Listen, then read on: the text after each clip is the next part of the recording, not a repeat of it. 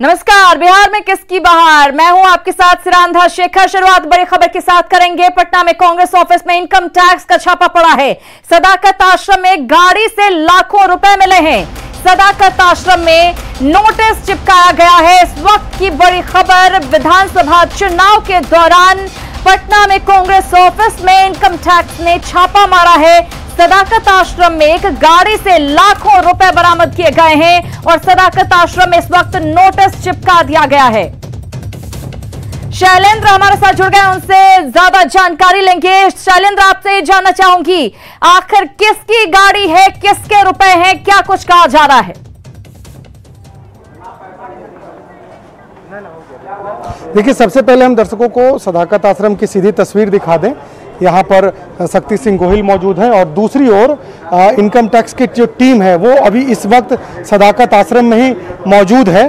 और जो कहा यह जा रहा है कि लगभग 8.5 लाख रुपए किसी के गाड़ी से बरामद हुए हैं, लेकिन वो पैसे किसके थे, कहाँ से आए, इसके बारे में किसी को कोई जानकारी नहीं है। दूसरी ओर हम दिखाएंगे जो सामने जो कमरा है, इस कमरे में अभी भी इनकम टैक्स के जो अधिकारी हैं वो इस वक्त यहाँ पर मौजूद हैं। ये कमरा है सामने, देखिए इसी कमरे में जो अधिकारी हैं यहाँ बैठे हुए हैं और जो कार्रवाई होती है छापेमारी के बाद वो कार्रवाई यहाँ पर जारी है। एक इनकम टैक्स से ही के यहाँ पर अधिकारी, सर क्या चल रहा है यहाँ पर कमरे के अंदर?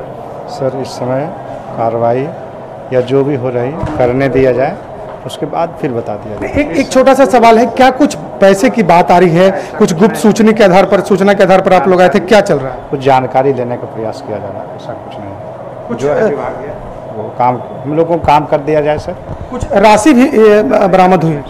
कुछ नहीं सर, क्योंकि आप लोग बड़े पैमाने पर यहाँ पर आए, फोर्स के साथ कई इनकम टैक्स के अधिकारी यहाँ पर मौजूद हैं, पूरा छावनी में एक तरीके से तब्दील हो गया सदाकत आश्रम। ऐसा कुछ नहीं है सर, हम लोग अपना काम कर रहे हैं सर। तो बिल्कुल ये देखिए, इनकम टैक्स के जो अधिकारी हैं वो कुछ बताने की स्थिति में फिलहाल अभी नहीं है। आपसे जानना चाहूंगी कि सदाकत आश्रम में इनकम टैक्स के अधिकारियों के अलावा और कौन लोग हैं? क्या बाकी लोगों को बाहर निकाल दिया गया है और क्या उसकी बात जांच की जा रही है? क्या कांग्रेस के लोग वहां पर हैं जिनसे पूछताछ में कुछ जानकारी हासिल हो सके?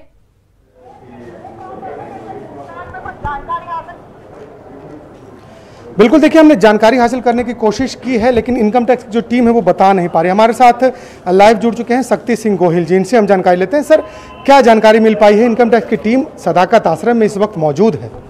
देखिए, बौखलाहट है। बिहार की जनता के आशीर्वाद, महागठबंधन हमारे गठबंधन को है, हमारी सरकार बनने जा रही है। कल राहुल गांधी जी की रैली है, बहुत सफल रहेगी, उससे ध्यान भटकाने के लिए। वरना मैं आपको दिखाता हूँ, ये रक्सौल के भाजपा के प्रत्याशी के भाई के घर से 22 किलो 576 ग्राम सोना, 2.5 किलो चांदी ये मिला है। 22 किलो सोना जिसके घर से मिला भाजपा के प्रत्याशी के भाई। सर ये मिला और इस पर कार्रवाई भी हो रही है, मीडिया में भी खबरें आ गई, लेकिन अभी उसकी ऑफिस पे नहीं गए? क्यों उसकी ऑफिस पे इनकम टैक्स नहीं गया? क्यों उनकी ऑफिस पे ईडी नहीं गई? क्यों उनकी ऑफिस पे सीबीआई नहीं गई? मेरे कंपाउंड में किसी की गाड़ी खड़ी है, मैं थोड़ा चेक करता हूँ, उस गाड़ी से सिर्फ 8 लाख रुपया मिलता है और मेरे वहाँ नोटिस आती है। तो जिनके वहाँ से ये 22 किलो सोना मिला, तो भाजपा की ऑफिस पे क्यों नहीं गए ये लोग? ये पब्लिक है, सब जानती है, सब देखती है। बिहार की जनता चाणक्य जी की भूमि की जनता है। बिहार में जितना हमको परेशान ज्यादा करेंगे, लोगों के आशीर्वाद और ज्यादा हमको मिलेंगे। लेकिन रुपए किसके थे, कहाँ से आए? क्या इनकम टैक्स ने क्या आपसे पूछताछ की? आप लोगों से बातचीत की होगी अधिकारियों ने? बिल्कुल, हमारे पास तो कोई है ही नहीं, वो भी नहीं पूछा। उन्होंने भी क्यों की? पूछते तब ना, जब कोई इतना सा भी सबूत होता मेरे खिलाफ, कहीं से भी कोई सबूत होता। अब आपकी गाड़ियां यहाँ पड़ी है बाहर, उसमें से कोई आके आपकी गाड़ी में, आप मेरे सामने खड़े हो, कोई बारूद रख दे या आप गाड़ी में कुछ रख के आए, मैं जिम्मेवार हूँ? या सदाकत आश्रम में आया, आपका कैमरा, आपका खुफिया कैमरा कुछ दिखाए और मैं पैसा दे रहा हूँ, है, मैं जिम्मेवार हूँ, जवाब दूंगा। फिर भी मैंने कहा है कि जो भी, लेकिन आश्रम आपका है, आपका आश्रम में यदि कुछ भी होता है, कुछ भी अवैध तरीके से कोई आता है, तो जिम्मेवारी तो कहीं ना कहीं आपकी भी बनती है। तो आप मेरी परमिशन लेके आए हो? आप तो अवैध आए, परमिशन दी मैंने आपको आने की। तो इसी तरह से जो भी हम लोग आते हैं, हम लोग आते हैं नहीं, सब लोग आते हैं, क्योंकि ये पॉलिटिकल पार्टी का ऑफिस है और किसी भी पॉलिटिकल पार्टी के ऑफिस में सब लोग जाते हैं। बिल्कुल शैलेंद्र, देखिए खामी है, गलती है, लेकिन स्वीकार करने को कोई तैयार नहीं हो रहा। यहाँ पर शक्ति सिंह गोहिल सफाई दे रहे हैं। बहुत धन्यवाद शैलेंद्र से जानकारी के लिए।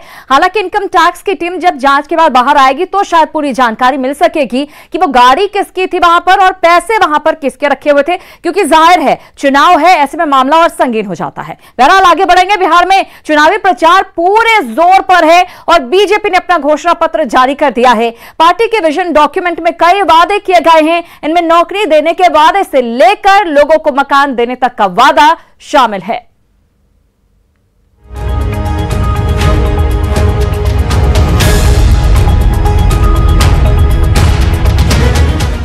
बिहार विधानसभा चुनाव को लेकर बीजेपी ने घोषणा पत्र जारी किया है, जिसका नाम दिया है विजन डॉक्यूमेंट।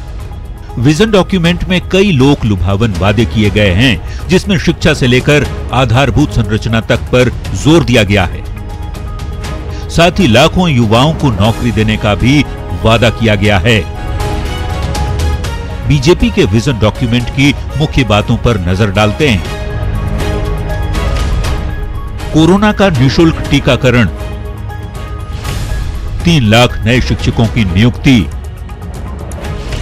आईटी हब के रूप में बिहार का विकास, 5 साल में 5 लाख से अधिक रोजगार के अवसर, 1 करोड़ महिलाओं को स्वावलंबी बनाने का संकल्प, स्वास्थ्य विभाग में 1 लाख लोगों को नौकरी, 2024 तक दरभंगा में एम्स का संचालन, एमएसपी की दरों पर दलहन की भी खरीद, 2022 तक 30 लाख लोगों को पक्का मकान, हिंदी भाषा में मेडिकल इंजीनियरिंग की शिक्षा, दूध और मछली उत्पादन को बढ़ावा। विजन डॉक्यूमेंट जारी करते हुए निर्मला सीतारमण ने बिहार की जनता को राजनीतिक रूप से जागरूक बताया। बिहार ऐसे प्रदेश है जिसमें हर नागरिक पॉलिटिकली बहुत ही सेंसिटिव है और इन्फॉर्म्ड भी है।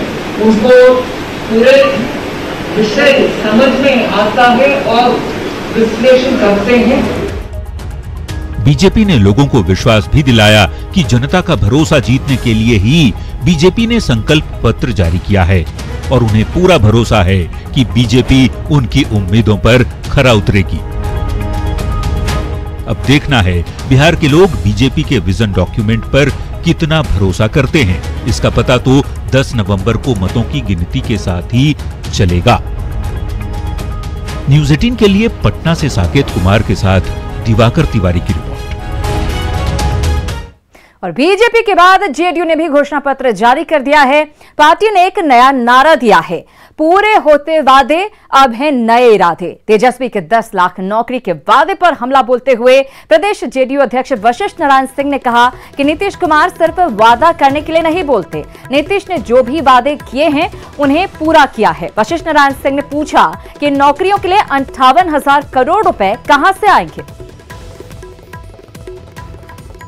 इतना भी कहते हैं 10 लाख यदि कह रहे हैं तो 10 लाख के हिसाब से इनको 58,000 10 लाख अस्थायी नौकरियों के लिए इनको 58,000 करोड़ रुपया की अतिरिक्त आवश्यकता।